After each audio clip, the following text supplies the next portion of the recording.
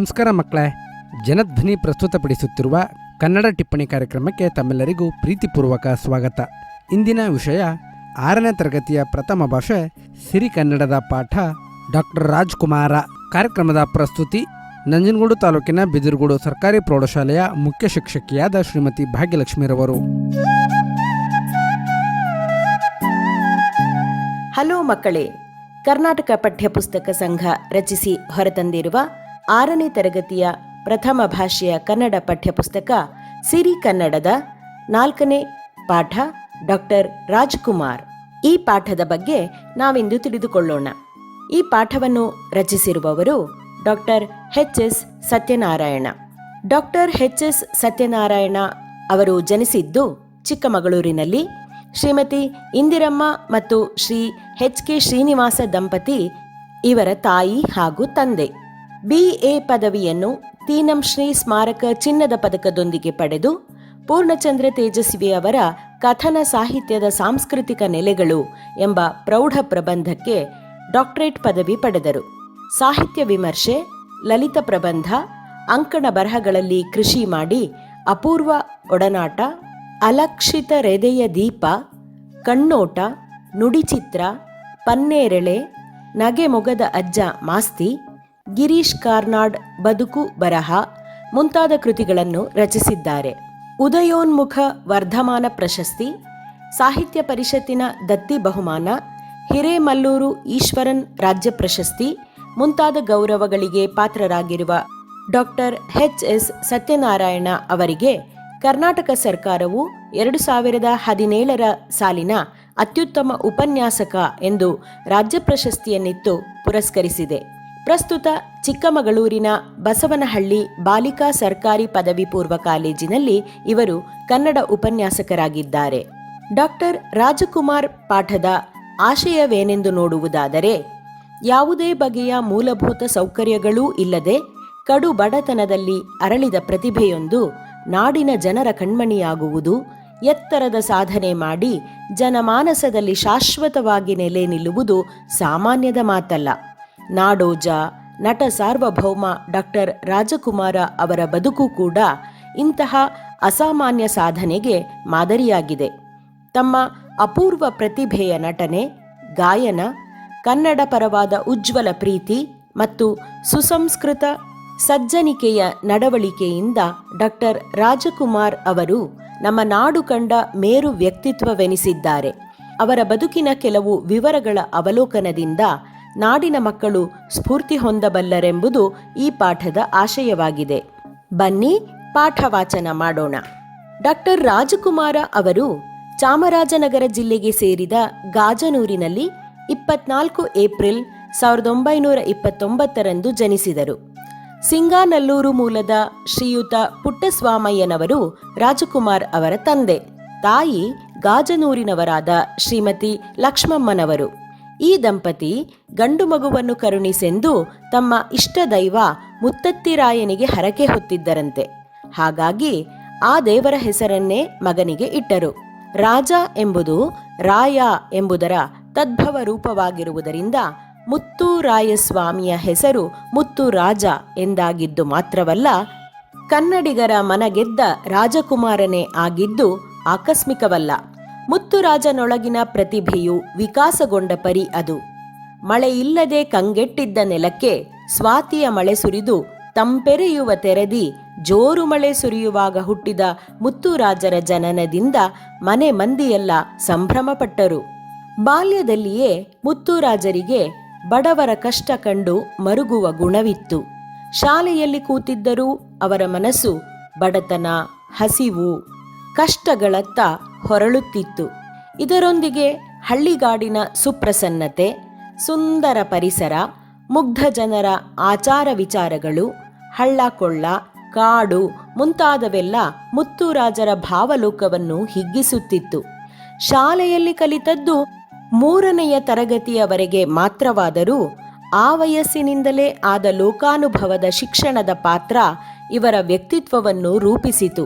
ಇವರ ತಂದೆ ಪುಟ್ಟಸ್ವಾಮಯ್ಯನವರು ಅದ್ಭುತ ರಂಗ ಕಲಾವಿದರಾಗಿದ್ದರು.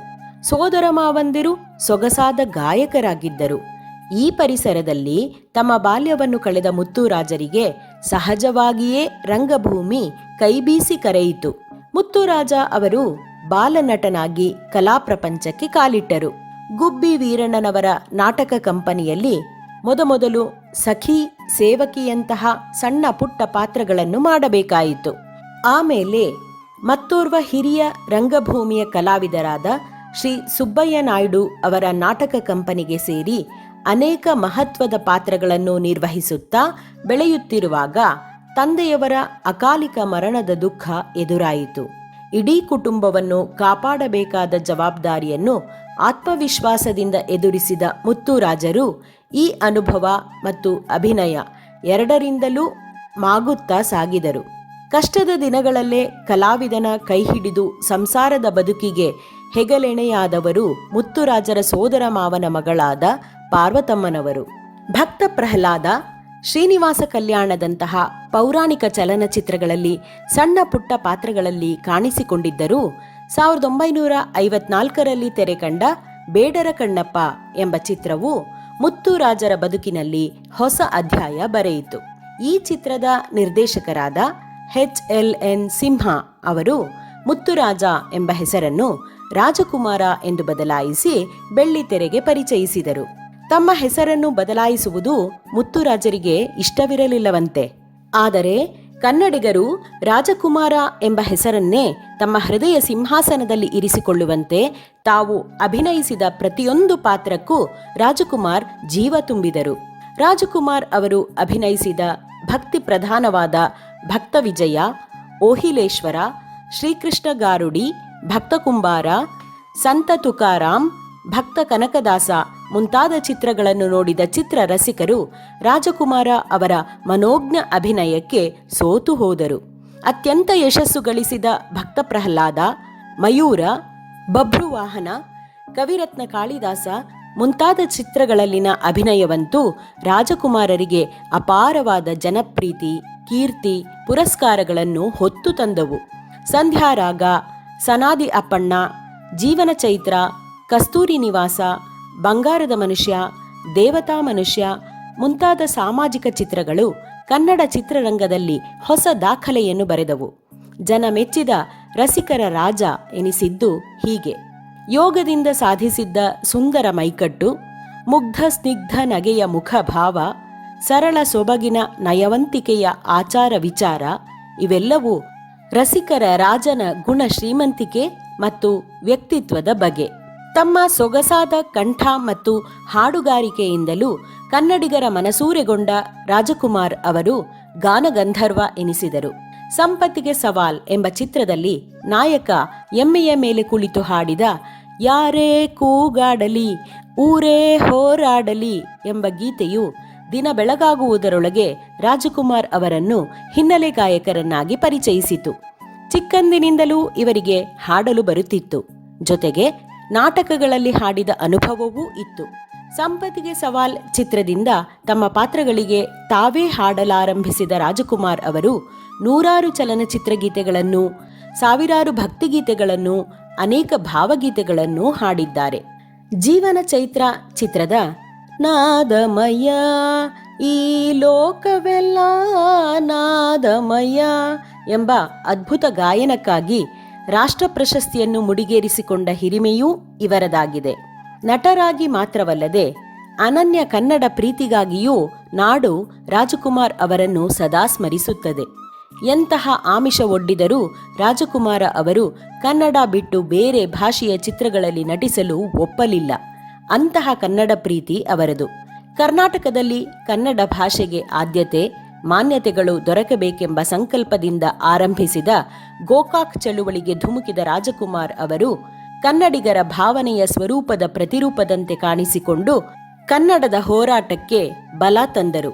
ತಾವು ಅಭಿನಯಿಸಿದ ಎಲ್ಲ ಪಾತ್ರಗಳು ಆಡುವ ಸರಳ ಸೊಗಸಾದ ಕನ್ನಡದ ನುಡಿಗಳಿಂದ ಅವರು ಕನ್ನಡಿಗರ ಎದೆಗಳಲ್ಲಿ ಸವಿಗನ್ನಡದ ಕಂಪು ತುಂಬಿದ್ದನ್ನು ನಾವು ಎಂದಿಗೂ ಮರೆಯುವಂತಿಲ್ಲ. ಅಶಕ್ತ ಕಲಾವಿದರ ನೆರವಿಗಾಗಿ ರಾಜಕುಮಾರ್ ಅವರು ಅನೇಕ ರಸ ಸಂಜೆ ಕಾರ್ಯಕ್ರಮಗಳನ್ನು ನಡೆಸಿ ನೆರವಿಗೆ ಬಂದಿದ್ದಾರೆ. ಬಡತನದಲ್ಲಿ ಬೆಳೆದು ಬಂದ ಅವರಿಗೆ ಹಸಿವಿನ ಅನ್ನದ ಬೆಲೆ ಚೆನ್ನಾಗಿ ತಿಳಿದಿತ್ತು. ಲೆಕ್ಕವಿಲ್ಲದಷ್ಟು ಸಹಕಲಾವಿದರು, ತಂತ್ರಜ್ಞರು, ಚಲನಚಿತ್ರ ಕಾರ್ಮಿಕರು, ಸಂಘ ಸಂಸ್ಥೆಗಳು ರಾಜ್ಕುಮಾರ್ ಅವರಿಂದ ಆರ್ಥಿಕ ನೆರವು ಪಡೆದ ಉದಾಹರಣೆಗಳಿವೆ. ರಾಜಕುಮಾರ್ ಅವರ ಕರುಣಾಮಯಿ ಹೃದಯ ಸಂಪನ್ನತೆಗೆ ಇವು ಕೆಲವು ಉದಾಹರಣೆಗಳು ಮಾತ್ರ. ರಾಜಕುಮಾರರ ಕುಟುಂಬವೇ ಕನ್ನಡ ಚಿತ್ರರಂಗದ ದೊಡ್ಡ ಮನೆ ಎನಿಸಿದೆ. ಶ್ರೀಮತಿ ಪಾರ್ವತಮ್ಮನವರು ಚಿತ್ರ ನಿರ್ಮಾಪಕರಾಗಿ, ವಿತರಕರಾಗಿ ದೊಡ್ಡ ಸಾಧನೆಗೈದರೆ, ಮಕ್ಕಳಾದ ರಾಘವೇಂದ್ರ ರಾಜಕುಮಾರ್, ಶಿವರಾಜಕುಮಾರ್, ಪುನೀತ್ ರಾಜಕುಮಾರ್ ನಟರಾಗಿ, ಗಾಯಕರಾಗಿ ನಾಡಿನ ಜನರ ಮನಗೆದ್ದವರು. ಪುನೀತ್ ರಾಜ್ಕುಮಾರ್ ತಮ್ಮ ಬಾಲ್ಯದಲ್ಲಿಯೇ ಬೆಟ್ಟದ ಹೂ ಚಿತ್ರದ ಅಮೋಘ ಅಭಿನಯಕ್ಕಾಗಿ ರಾಷ್ಟ್ರ ಪ್ರಶಸ್ತಿ ಪಡೆದಿದ್ದರು. ಅವರು ತಂದೆಯಂತೆಯೇ ಕರ್ನಾಟಕ ರತ್ನ ಎನಿಸಿದ ಸಾಹಸಗಾಥೆ ಬೇರೆಯದೇ ಇದೆ. ರಾಜಕುಮಾರ್ ಅವರ ಮೊಮ್ಮಕ್ಕಳು ಸಿನಿಮಾ ನಾಯಕರಾಗಿರುವುದು ಈ ಕಲಾ ಸಂಪನ್ನತೆಯು 3ನೇ ತಲೆಮಾರಿಗೂ ಹರಿದು ಬಂದಿರುವುದರ ಪ್ರತೀಕವಾಗಿದೆ. ರಾಜಕುಮಾರ್ ಎಂಬ ಸಮ್ಮೋಹಕ ಪ್ರತಿಭೆಗೆ ಮನಸೋತ ಕನ್ನಡಿಗರು ಅವರನ್ನು ನಟ ಸಾರ್ವಭೌಮ, ಕಲಾ ಕೌಸ್ತುಭ, ಕಲಾ ಕೇಸರಿ, ವರನಟ, ರಸಿಕರ ರಾಜ, ಗಾನಗಂಧರ್ವ, ಕನ್ನಡದ ಕಣ್ಮಣಿ ಮುಂತಾದ ವಿಶೇಷಣಗಳಿಂದ ಕರೆದು ಸಂತೋಷಪಟ್ಟರೆ, 1979ರಲ್ಲಿ ಮೈಸೂರು ವಿಶ್ವವಿದ್ಯಾಲಯವು ಗೌರವ ಡಾಕ್ಟರೇಟ್ ಪದವಿ ನೀಡಿ ಪುರಸ್ಕರಿಸಿತು. ಅಂದಿನಿಂದ ಇವರು ಎಲ್ಲರ ಪ್ರೀತಿಯ ಡಾಕ್ಟರ್ ರಾಜಕುಮಾರ್ ಎನಿಸಿದರು. ಕೇಂದ್ರ ಸರ್ಕಾರ ಇವರ ಕಲಾ ಸೇವೆಗೆ ಪದ್ಮವಿಭೂಷಣ ಪ್ರಶಸ್ತಿಯನ್ನಿತ್ತು ಗೌರವಿಸಿತು. ಜೀವಮಾನದ ಸಾಧನೆಗಾಗಿ ಭಾರತ ಸರ್ಕಾರದ ಅತ್ಯುಚ್ಚ ಪ್ರಶಸ್ತಿಯಾದ ದಾದಾ ಸಾಹೇಬ್ ಫಾಲ್ಕೆ ಪ್ರಶಸ್ತಿಯೂ ದೊರೆಯಿತು. ಕರ್ನಾಟಕ ಸರ್ಕಾರವು ಕರ್ನಾಟಕ ರತ್ನ ಪ್ರಶಸ್ತಿ ನೀಡಿತು. ಈ ಮೊದಲೇ ಹೇಳಿದಂತೆ ಬಡತನದ ಪರಿಸರದಲ್ಲಿ ಹುಟ್ಟಿದರೂ ಸಾಧನೆಯ ತಪಸ್ಸಿನಲ್ಲಿ ಶ್ರದ್ಧೆ ಇದ್ದರೆ ಯಾವುದೂ ತೊಡಕಲ್ಲವೆಂಬುದಕ್ಕೆ ರಾಜಕುಮಾರ್ ಅವರ ಬದುಕು ದೊಡ್ಡ ಮಾದರಿಯಾಗಿದೆ. ಅದೇ ಬಗೆಯ ಪರಿಸರದಲ್ಲಿ ಹುಟ್ಟಿದ ನಮ್ಮ ನಾಡ ಮಕ್ಕಳಿಗೆ ಅನುಕರಣೀಯವೂ ಅನುಸರಣೀಯವೂ ಆಗಿದೆ. ಈ ವಾಚನದ ಜೊತೆಗೆ ಪಠ್ಯಪುಸ್ತಕವನ್ನು ತೆರೆದು ನೀವು ಪಾಠವನ್ನು ಓದುದ್ರಿ ಅಲ್ವಾ ಮಕ್ಕಳ? ಹೀಗೆ ಪಾಠವನ್ನು ಓದುವುದರಿಂದ ನಮ್ಮ ಕರ್ನಾಟಕ ರಾಜ್ಯದ ಅನೇಕ ಮಹನೀಯರುಗಳ ಬಗ್ಗೆ ತಿಳಿದುಕೊಳ್ಳುವುದು, ಸ್ಪಷ್ಟವಾಗಿ ಓದುವುದು, ಮುದ್ರಿತ ವಿಷಯಗಳನ್ನು ಓದಿ ನಂತರ ಕೇಳಿದ ಪ್ರಶ್ನೆಗಳಿಗೆ ಉತ್ತರಿಸುವುದು, ಇಂತಹ ಸಾಮರ್ಥ್ಯಗಳನ್ನು ನೀವು ಪಡೆದುಕೊಳ್ತೀರಿ. ಇನ್ನು ಶಿಕ್ಷಕರಿಗೆ ಕಿವಿ ಮಾತೆಂದರೆ, ಡಾಕ್ಟರ್ ರಾಜ್ಕುಮಾರ್ ಅವರನ್ನು ಕುರಿತು ಪ್ರಕಟವಾಗಿರುವ ಪುಸ್ತಕಗಳನ್ನು ವಿದ್ಯಾರ್ಥಿಗಳಿಗೆ ಒದಗಿಸಿ ಅಭ್ಯಾಸ ಮಾಡಿಸಬಹುದು. ರಾಜ್ಕುಮಾರ್ ಅಭಿನಯದ ಕೆಲವು ಚಲನಚಿತ್ರಗಳನ್ನು ಶೈಕ್ಷಣಿಕ ಹಿತದೃಷ್ಟಿಯಿಂದ ವಿದ್ಯಾರ್ಥಿಗಳಿಗೆ ಪ್ರದರ್ಶಿಸಬಹುದು. ರಾಜಕುಮಾರ್ ಅವರ ವಿವಿಧ ಬಗೆಯ ಪಾತ್ರಗಳ ಚಿತ್ರಗಳನ್ನು ಸಂಗ್ರಹಿಸಿ ವಿದ್ಯಾರ್ಥಿಗಳು ಪುಟ್ಟ ಆಲ್ಬಮ್ ತಯಾರಿಸಲು ಯೋಜನಾ ಕಾರ್ಯವನ್ನು ನೀಡಬಹುದು. ಆಲಿಸಿದ್ದಕ್ಕಾಗಿ ಧನ್ಯವಾದಗಳು. ನಿಮ್ಮ ಅನಿಸಿಕೆ ಅಭಿಪ್ರಾಯಗಳನ್ನು ಮರೆಯದೇ ತಿಳಿಸಿ.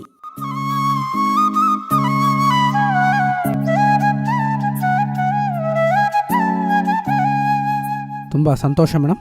ಇಷ್ಟೊತ್ತು 6ನೇ ತರಗತಿಯ ಪಾಠ ರಾಜಕುಮಾರ ಕುರಿತು ಕಾರ್ಯಕ್ರಮವನ್ನು ಪ್ರಸ್ತುತಪಡಿಸಿದವರು ಶ್ರೀಮತಿ ಭಾಗ್ಯಲಕ್ಷ್ಮೀರವರು. ಪ್ರಸಾರ ಜನಧ್ವನಿ ಸಮುದಾಯ ಬಾನುಲಿ ಕೇಂದ್ರ ಸರಗೂರು. ಕಾರ್ಯಕ್ರಮದ ಕುರಿತು ನಿಮ್ಮ ಅನಿಸಿಕೆ ಅಭಿಪ್ರಾಯಗಳಿದ್ದಲ್ಲಿ ದೂರವಾಣಿ ಸಂಖ್ಯೆ 948038278783 ಈ ಸಂಖ್ಯೆಗೆ ವಾಟ್ಸಪ್ ಅಥವಾ ಸಂದೇಶದ ಮೂಲಕ ತಿಳಿಸಬಹುದು.